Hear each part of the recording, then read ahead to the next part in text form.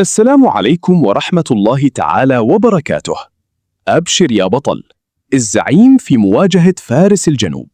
الهلال دايما يدخل وعينه على الثلاث نقاط ولا يرضى بغيرها، وضمك فريق غثيث وما هو سهل أبدا، خاصة إذا قفل ملعبه ولعب على المرتدات.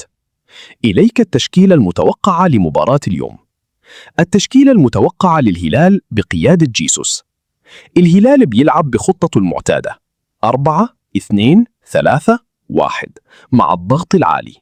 حراسة المرمى ياسين بونو. الدفاع رينان لودي، علي البليهي، خاليدو كوليبالي، جواو كانسيلو. الوسط روبن نيفيز، ناصر الدوسري أو سافيتش. الوسط الهجومي سالم الدوسري، مالكوم، ليوناردو. الهجوم ألكسندر ميتروفيتش. التشكيلة المتوقعة لضمك بقيادة كوزمين كونترا. ضمك بيلعب بتوازن دفاعي 4-5-1 عشان يضيق المساحات. حراسة المرمى فلورين نيتا. الدفاع ضاري العنزي، عبد القادر بدران، فاروق شافعي، رمزي صولان. الوسط طارق حامد، ستانشيو، بدر منشي، كامانو، جورج نكودو. الهجوم حبيب ديالو.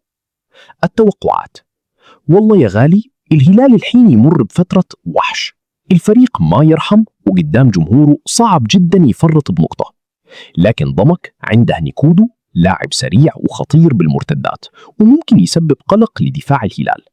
بس بالمنطق وبوجود متروفيتش اللي يشم الهدف شم، أتوقعها 3-1 للهلال.